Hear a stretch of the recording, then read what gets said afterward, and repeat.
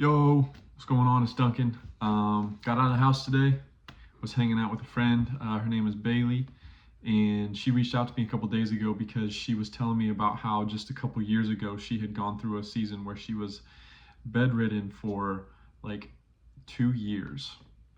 Um, and it makes what I'm about to go through, puts a little perspective on things. But she was telling me kind of her story and how she ended up that way, and obviously trying to draw some comparisons for some similar things that I'm going to go through. Some of like the isolation, the frustration of being cooped up in the house, and we're pretty similar in personality wise, where it's like we enjoy solving problems and being productive, overcoming challenges. Um, and I told her that I had a plan here in my notebook. It says things I have to do: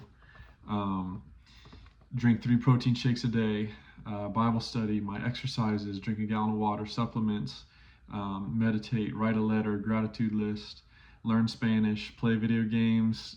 Just like all these things that I was pretty. I had like a schedule that I was essentially gonna give myself to make sure that I was staying productive in these moments. And the conversation that I had with Bailey uh, was a conviction that this season is not about productivity; it's about presence. And I am so obsessed with productivity and production,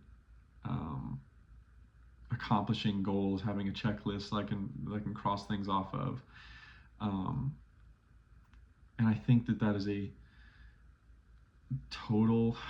And I felt this. It's like I didn't want to. Get a glare. I didn't want to like address the fact that this season might just be about being still for a while. I want to constantly be trying to work things for my benefit. And I think that was one of the things we talked about, is you have to really start to pull yourself away from the outcome. Stop assigning value to an outcome of, if this is the outcome, this is good; if this is the outcome, this is bad. And that's like one of the central cruxes of Taoism and Buddhism, is whenever we place assignments or expectations on the outcome, we are losing the ability to maintain our presence in the moment. And especially over the last like 4 or 5 years, I've seen myself start to develop a little bit more of narcissistic tendencies, because I think I'm a fairly smart guy. I like problem solving. I'm good at pattern recognition. And with psychology, the older you get, you start to figure out how people operate and what makes them tick, and how you can get them to do the things that you want to do. And working in sales a little bit, they kind of teach you some manipulation techniques, which is, it is what it is. But it is a removal, and you can get lost in it. You really can. And if you are so obsessed over obtaining a specific outcome, which is so tricky, because that is like the goal of so many people, is to set an outcome and then just relentlessly drive after it. But I think that comes at a sacrifice, at a cost of your relationship with the Spirit, because the Spirit is in the present, and there's so much that we are going to be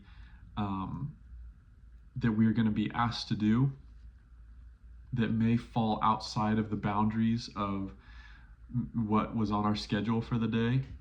And if we're not careful, we will, even with good intentions, totally miss what we've been put on this earth to do for the sake of achievement, for the sake of chasing down a goal. And I know that I've been guilty, especially recently, of like, shedding good things in my life because they didn't fall under the qualifications of the outcome that I was expecting to get out of my life. And what that is a total misunderstanding of why you've been put here. And that conversation with Bailey this morning was a good reminder that if I'm not careful, I can miss the whole point of why I think this injury has even happened in the first place, was to cause me to slow down, to stop acting in my own strength, and to have an opportunity, a blessing, a moment that I can be present and not have anything. I have no other priorities but presence. And everybody has got things that are pulling them in all these different directions all the time, and it's so hard to maintain presence, even if you are in a good headspace, even whenever you're healthy, or even if you don't have a whole lot going on. That we just live in an age of distraction where there's always something that's trying to rob you of your presence. And I have this gift. It really is a gift of, however long this lasts, whether it's a month, 2 months, 3 months, 4 months, whatever, of having nothing on my plate other than becoming healthy again.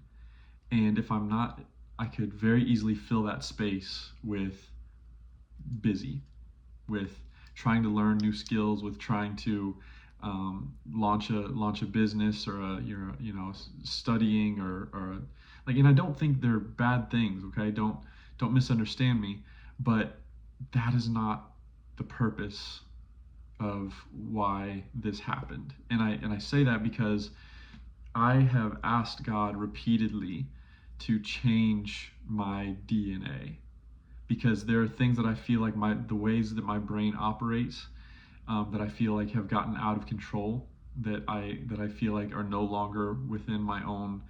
Like, I don't feel like I have a grip on the way my brain operates, and that's where I've tended to operate a little bit more on like a narcissistic side, which hasn't really been like me historically. But the more ambitious I get, the more I start to think about ways that I can make every situation turn out in my favor. And I think a lot of people, that's kind of just how our world operates. So it's not that it's abnormal to live that way, but it's not the life that I want to live. And so I have to act differently. I can't treat this injury the way I would treat everything else. And if I had 3 months of downtime, I would be filling it with just God knows how much, just to try to maximize every moment of the day, to try to be efficient, to try to be productive. That's missing the point. That would be missing the point. So I never really talked to God or the Spirit about sharing this whole journey, and I intend to do that. But I still want to do these updates, but I don't plan on being on my phone nearly as much as I had originally anticipated. Not that I want to be pulling away, but I mean I really do. I want to give God the space to do the things to my heart and to my brain, to my DNA, that need to be done, so that I can live the life that He has called me into. And that is going to mean putting some parts of my personality, so the things that I really pride myself on, and putting them to death, to crucifying them. And it's going to be hard. That's going to suck, and I don't want to do it. And that's, I think, the clue as to why I need to do it. So, Bailey, thank you for the conversation today. It meant a lot. 4 hours was a long time, but I enjoyed every minute of it. And yeah, we've got surgery in 1 week, next Friday. So we got some preparation to do until then, but I'll keep you updated on the pre-surgery week. So God bless. Thank you guys for watching, and we'll talk to you later.